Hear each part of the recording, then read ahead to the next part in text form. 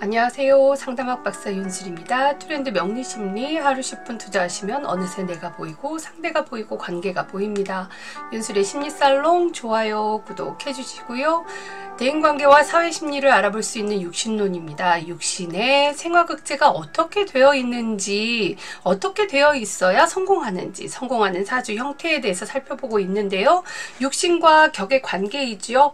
자, 식신격이 성공하려면 어떤 조건을 갖춰야 하는지 두 번째 시간 또 되어보도록 하겠습니다. 자, 식신이라고 하는 것은 자기 실력을 발휘한다고 했죠. 내 실력을 발휘하려면 일간이 근황해야 한다고 했습니다. 일간이 근황해야 자기의 실력을 잘 발휘할 수 있습니다. 만약 근황하지 못하면 인성으로 신앙한 경우에는 남의 실력을 차용하거나 혹은 쌓아온 실력을 잘 발휘하기가 어렵습니다.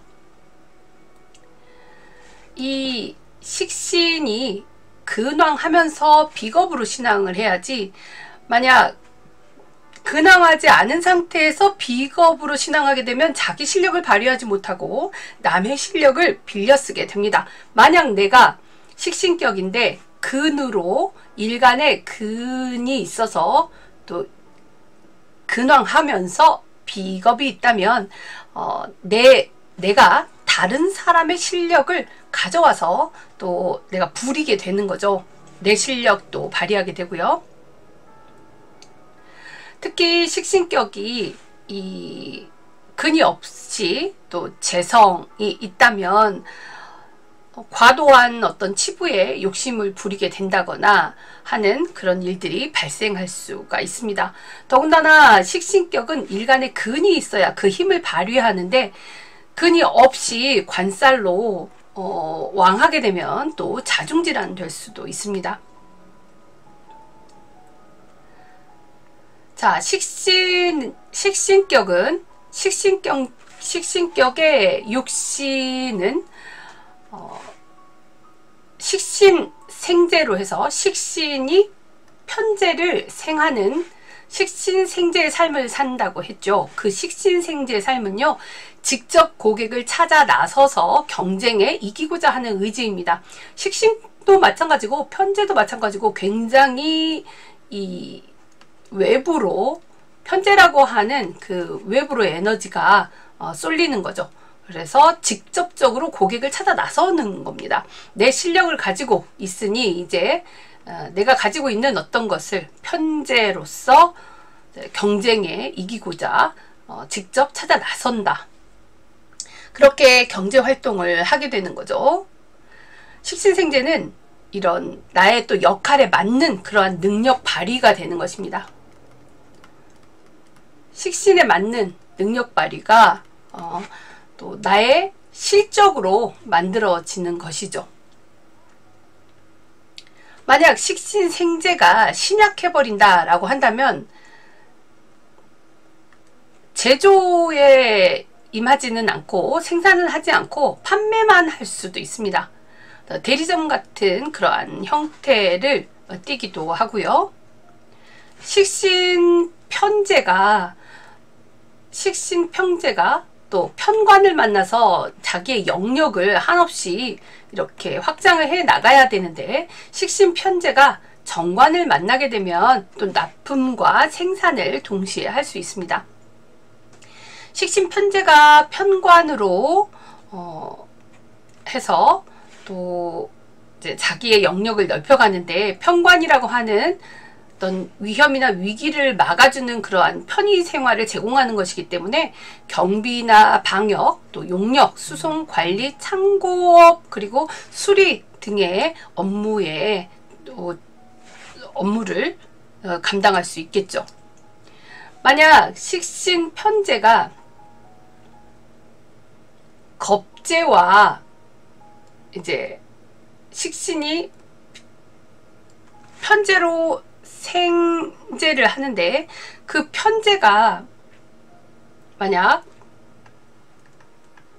겁제와 이제 합을 해 갖고 있다라고 한다면 다른 이성과 또 동업하는 그러한 형태가 될 수도 있습니다.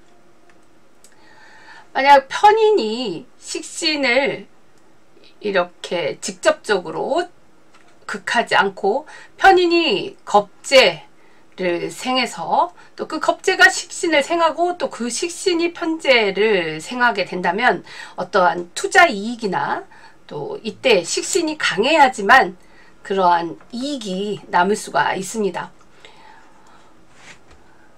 우리가 이제 사주를 보면 월지를 기준으로 해서 격을 취격하게 되는데, 그때 이제 격이라고 하는 것은 천간에 있음으로써 그 격의 우월함을 더 하는 거고요.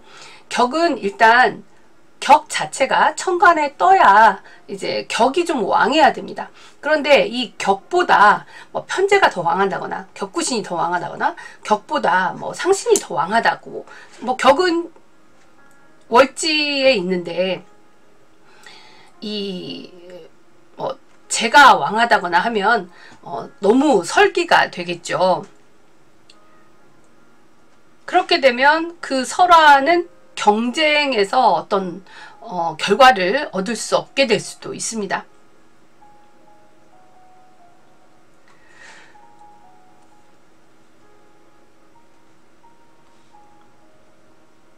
자, 그리고 정인이 이제 식신을 만났다. 이 정인이 식신과 합을 하게 되는 경우죠.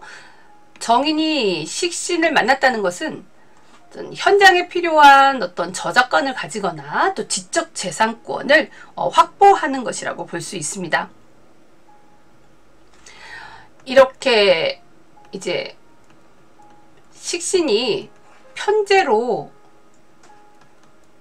가서 이제 설화가 너무 왕하게 됐다면 오히려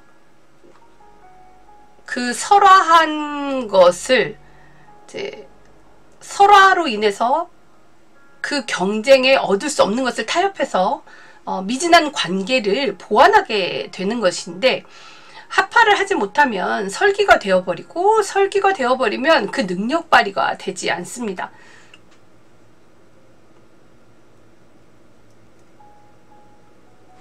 식신이 정제로 이렇게 생제를 한다면 정제가 편인과 합을 해야만 또 그러한 이 능력이 발휘되게 되겠죠.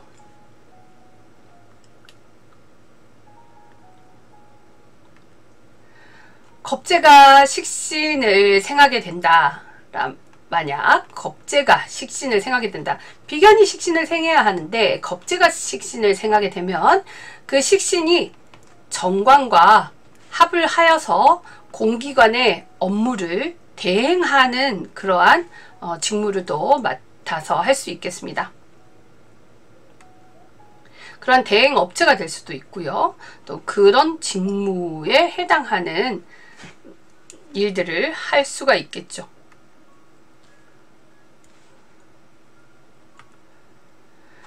식신이 아까 말씀드린 것처럼 정제로 이렇게 생을 하게 된다면, 정제에게 생을 하면 그 정제는 편인과 합을 해서 어떤 편인이라고 하는 나의 개인적인 어떤 개개인의 업무를 또 대행하게 됩니다.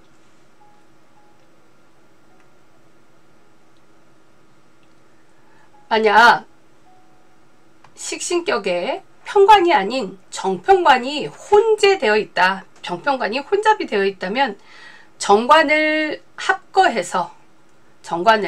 또 합거해서 업무를 보좌하거나, 만약 어떤 식상이 식신격인데 또 식신격의 상관까지 혼잡이 되어 있다 라고 한다면 이때는 편인이나 정인에 의해서 합거가 되어 또 직업적인 능력을 갖춘 사람에게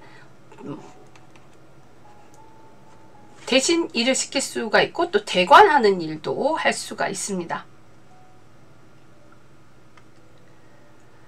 편재라고 하는 것은요, 유통이나 도매, 영업, 무역, 통상, 외부 거래, 그래서 고객을 직접적으로 찾아 나서면서 이 거래가 성사되기를 바라고 경쟁에서 이기고자 하는 그러한 의지가 강합니다.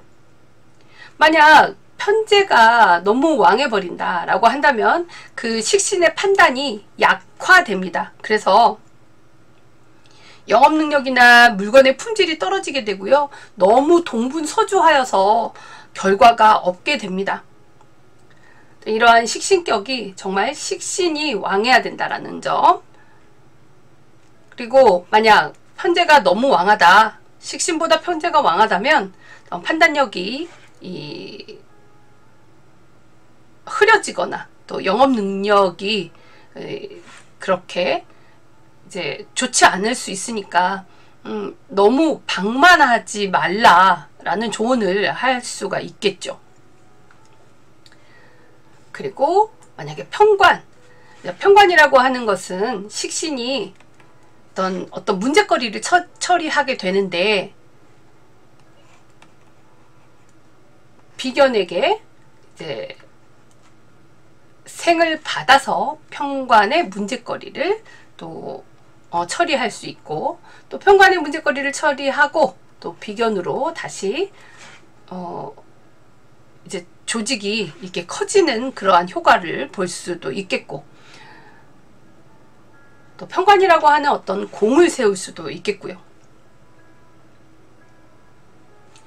만약 편제가 너무 왕해가지고 식신생제보다는 제극인을 너무 먼저 해버린다.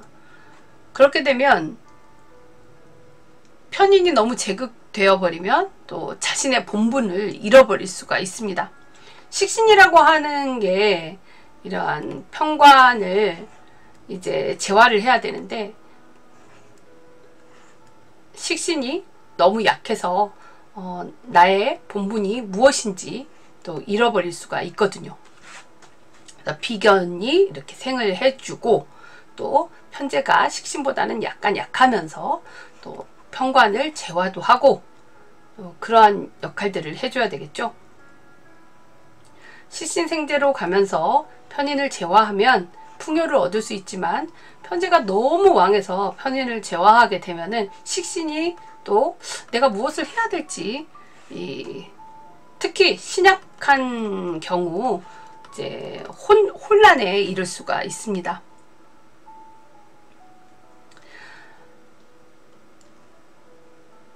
자, 이렇게 식신격이 성공하기 위한 조건을 살펴보았습니다. 자, 다음 영상에서는요, 편제격 사주는 어떤 모습을 갖추어야 성공하게 되는지 살펴볼 텐데요. 자, 이번 영상에 어려운 부분이 있으면 여러 번 반복해서 들어보시고, 또 여러분들이 이제 식신격 사주를 꺼내놓고 분석해 보시면서 임상도 해보시기 바랍니다. 감사합니다.